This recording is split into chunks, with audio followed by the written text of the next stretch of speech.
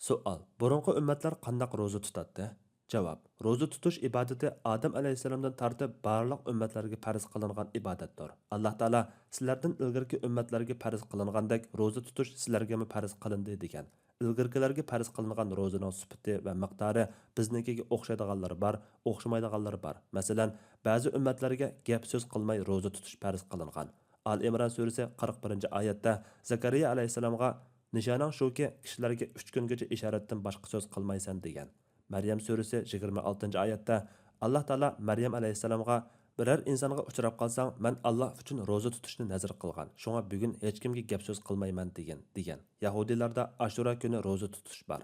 Yahudi nasoralarga bizga o'xshash bir oy roza tutish farz qilingan bo'lib, ular har 24 soatda bir ig'iz ochadi. Lekin ular kun sonini o'zgartirayotgan bo'lib, Yahudiylarning ba'zilari yilda 6 kun, dindorlari yilda bir oy tutadi. Xristianlarning ba'zilari yilda 40 kun, har faslda 3 kun, haftada chorshanba, payshanba kunlari tutadi. Ular sifat jihatdan o'zgartirayotgan bo'lib, ba'zi xristianlar jonliqlarni yeyishdan farz tutish bilan roza tutadi.